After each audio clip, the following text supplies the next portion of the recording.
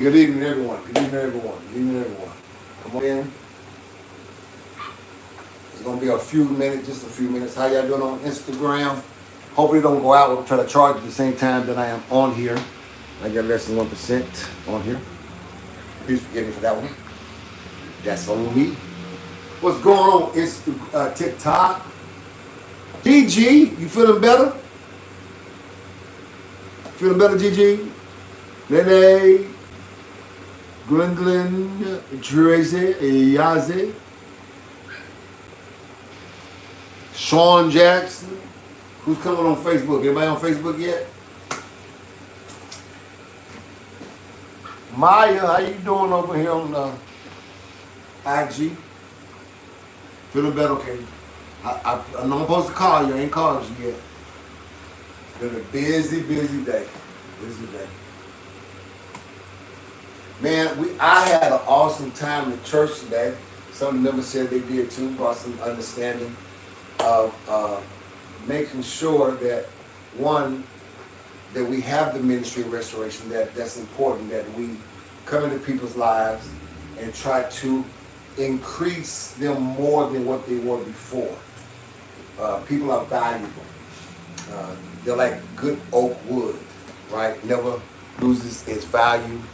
Can always be reshaped, cut, broken down, built back up. You know, so, but some people, it's going to take a little bit longer than others, patience. Some people you can go right in. Some people you can be in and out. How you doing, Resilience? How you doing, baby? So, make sure that if you are being restored, that you connect with some people that have been through what you've been through similarly, and that can have not pity, and that won't be compassionate where they are making you less than the situation, but they'll be merciful, they'll be graceful.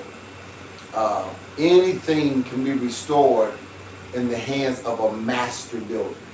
That's how I even see our life. You know, whether you subscribe to Jesus Christ, God, Allah, Buddha, there is a great power, there's a great source, I call him Jesus, that can come in your life, and he's skilled of knowing how to put pieces together to make you who you are, a better person. So you all as women, I know sometimes you subscribe in the fact of falling in love and being very down for your man and committed for somebody. Unfortunately, some of you all have had that as your past, and it stabbed you, you know, it turned on you. And it's done some things. It does what it does, right? But everyone, as you know, don't do that. And everyone doesn't subscribe in breaking you down for their own pleasure. There's some of us that understand the importance of the build-up. And I want to talk about that right now. So when I was younger, I was like in my early 20s, I was really trying to do a couple of things. I started being in the Navy, in the military. I was overseas in Japan at the time. I was trying to figure out how to kind of maneuver in business, what is the right approach without me losing who I am. Of course, you know, this is the time when hip-hop is really coming out, when the MC is really out at this time, Grandmaster Flash, you know, you got Yo MTV, different things are kind of coming out. And I was trying to find my niche, find out, I do a little music, I do a little negotiating, I was doing a little management, was in a little rap group and everything else. And so I was trying to figure this whole thing about, you know, really being established. And I never forget, because I've always been this person as a child, I always hung around the old guys, watch this, not the ones that were successful, suited and tutored.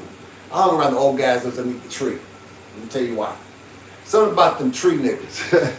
Them old men will hang up underneath the tree. They can play dominoes. That means they can count. They can play spades. That means they negotiate. They can always know the stories and something going on in the neighborhood, and they watching. That means they're protectors. Now they might have a little beer here and there, and back then they smoked their little Newports. You know, back then they smoked real weed from the ground. Nothing that stuff that you get from somebody's butthole or something like that, whatever. You know, and they was very relaxed. And if you really didn't bother them, they didn't bother you. They was really chill. Some of them I found out were disabled vets, and their disability wasn't visual. Their disability was mental. They were in the war that's seen a lot of carnage, which is the Vietnam War. Some of them came right after when the war was ending, but they still had to do deployments in Germany and different other places. Let me tell you something about even been in the Air Force. People think it's easy, even been in the Navy. Anytime you rip a person, and majority of them is going to be still a child coming out of college, high school, and you put them in a situation, an environment where they can't talk to their parents, they can't talk to their siblings, they can't talk to their friends for 13 weeks, and you turn back around, give them a week or two to kind of inhale, exhale, and you put them back into A school. They try to figure out life. You put a little paper in their pocket. You got them in a whole nother state. Then your first orders that you give them is telling them a lie, saying, hey, you got this dream sheet, get a chance to pick 3 places you want to go, and make them think that they can pick those places, but really the movers already got wherever the demand is for their rating is where they're going to be at. Next thing you know, they're in some state, some country that they've never been. You want them to follow orders with no family, no leadership, no guidance except for that branch. That's not easy, everyone. We make it look easy in that uniform. We make it look real good in that uniform. But the reality is, if you didn't see the carnage, if you didn't have the gun in your hand, the backpack on your back, and you wasn't hiking to be able to bring liberation to a country that greatly affects even what we do, then there was still stress mentally that you had to go through and really grow up real fast. You know what I'm saying? That's why I don't speak negative against the service, because for some people they need that structure right off the bat, right out of high school, right out of college. They need that. But then some people, to be honest with you, psychologically needed some mentorship. They didn't need a mother and father. They needed some mentorship to help guide them. I discovered that what I was missing in my life was those old dudes underneath the tree over there off of Martin Luther King in 16. And so I said, you know what? Let me try to find some people like that in the country that I was in. I was in Japan at this time, living in Japan. And I had to go to the park, and I noticed there was some old men in the park, but they was doing Tai Chi, they was doing stretching, they was doing meditation. And they showed me a difference of how when you do become successful, when you do really work hard, it starts with your breathing in the morning and your breathing in the evening. This is how you build up the oxygen in your body. And I want y'all, I really don't share this with a lot of people. I haven't even really shared this with the church. To become what is known as somewhat of a genius, you must feed your mind oxygen. Listen to me. I want to share this with everybody. I want to tell this to everybody. And some people are hearing it for the first time. So one of the greatest secrets behind my success and people that I hung out with that are really doing it big, y'all call it meditation. Okay, that's a good word. We call it breathing. Keep it simple. In the nose, out the mouth. You know they used to have you do 10, 9, 8, 7, 6, 5, 4, 3, 2, 1 to kind of calm you down. That's the short version. You have to really take it in. And as you're taking in, what you're taking in is not only the oxygen, but you're taking in the knowledge. You're taking in your surrounding. You're taking in the atmosphere. You're taking in all the feelings and the emotions, not only of yours, but everything that inhabits your atmosphere. And you're taking it all in, and it's cleansing and filtering through your body. It's going through all of the components, the mind, the spirit, the soul, the emotion, and then, yes, the flesh. And as you do this and get that real deep and just really concentrate on what you're going to do for the day, because you have filled your body up with so much energy, it causes your mind to think at a different level. It stretches you to be able to see things in a different light. Okay, so I gave you one of my main components of how the success that I've gained in life, even gained with people. I don't even have a conversation that's going to be difficult without me doing this technique. And a lot of people don't know that really successful people, you ever been at a show where you've been where there's a magic show or a hypnotist show? Notice their breathing.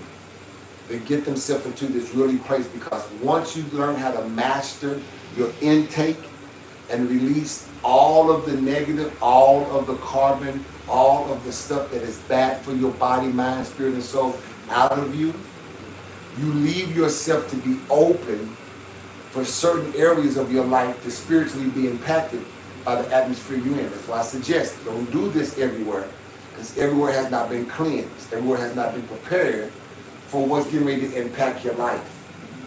So then you learn how to go to the bathroom, you learn how to take a break, you learn to go to your car, you learn to go outside. Especially if you're around someone who's carrying the wrong situation within their life.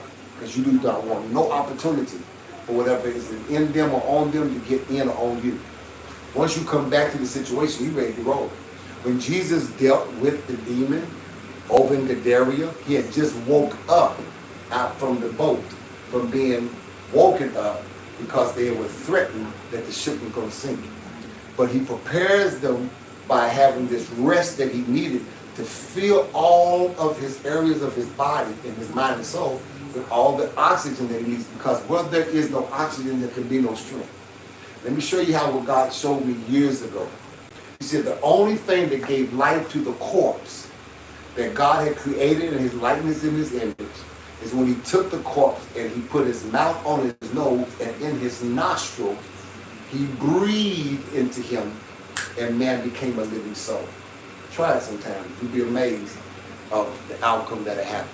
Before you get into your next relationship, before you fall in love with your next person, before you take your next job, before you buy your next car, your next house, before you make your next investment, take it in, take it out. Take it in, take it out. And don't let nobody who's in your atmosphere be a building destroyer, but the one who is becoming a building builder. That's what you need. You need someone that can come and build in your life. So as they taught me how to be able to get my breathing down, they automatically recognized right off the bat that I dealt with hypertension. I dealt with ADHD. They right off the bat, they was talking about what they said, your energy is too high. You need to balance it, bring it down, bring it down. I took insult to that because I've been hearing it all my life, and normally what people are trying to tell me is stop, sit down, shut up. But that's not what they was teaching. Listen closely.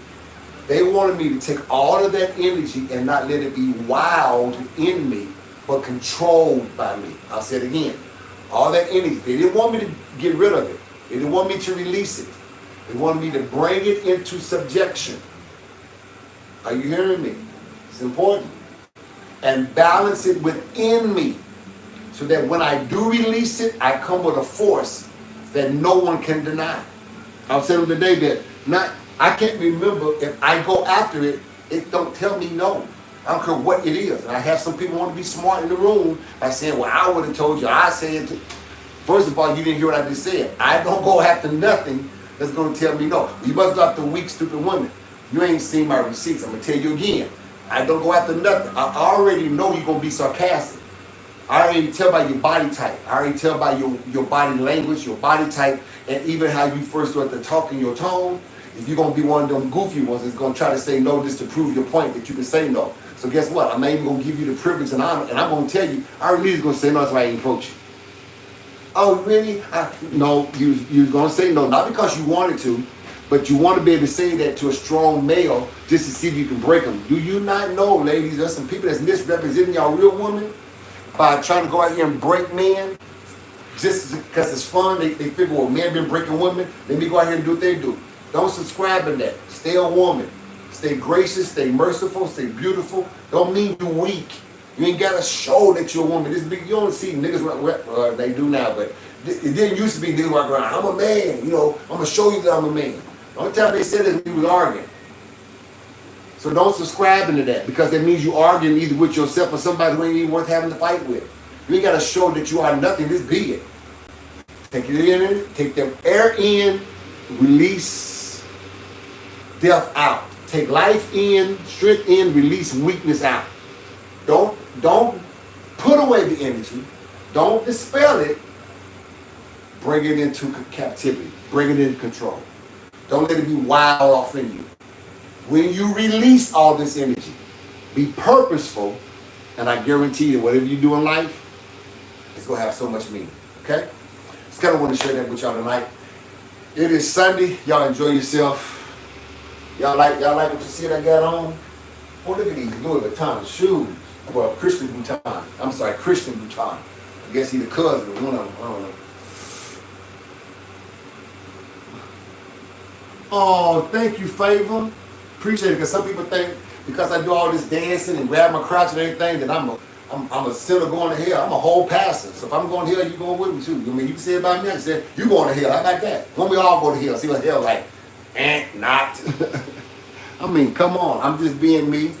When I come on here, I'm fun. I'm laughing. You check out the messages on there. Oh, I know when to put all this funny stuff to the side and this entertainment stuff to the side. I don't play when it comes to the pulpit.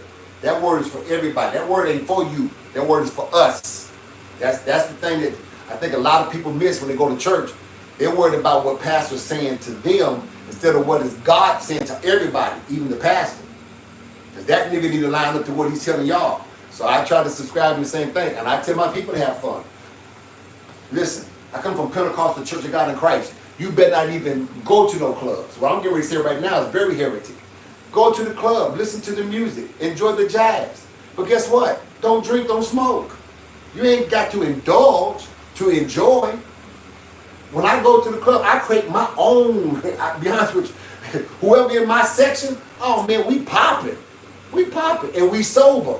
Niggas be thinking we lit. No, bro, we lit on life. You high and still staying with your mama. We sober, we got 4 or 5 houses. What? You sit up here drunk out of the skunk and stomach and don't know which baby mama house you finna go to. We drinking water and we sit up here knowing all the houses we going to. You wake up in the morning like, what the hell are you? Like, when did I get with you? We wake up in the morning and says, man, it's so nice that I met you, baby. Yeah, it's different over here, you know? We just enjoying life, that's all. Don't hate on me up close, hate on me from the distance. You did? So I thank you, Favor. Appreciate that, baby. I mean, dang, you can listen to a rooster crow and you can listen to a donkey tell you not to go. You can't listen to a high, good-looking man that got all his teeth, ain't got no feelings, ain't got no caps. These are all mine, still from what I had after birth. You gonna get mad at me? You did. What's up, Candy? How you doing, baby? All right, we out of here. Woo. What's up, people? What's up? Some of y'all like the people in the background. Hey, you know what? Thanksgiving is coming up, so it's Christmas. I just went ahead and decided to start celebrating it early. That's all I did. Yeah, don't get mad at it. All right, I'm out. Natasha, Sabon, Chastity, how you doing? I'm getting some bad connections with some of this, but we making it happen. Or Chasey. No, Chastity, I'm sorry. My bad. Chastity Bass, how you doing? This bass. Up the volume. All right, YouTube, what's going on? You did.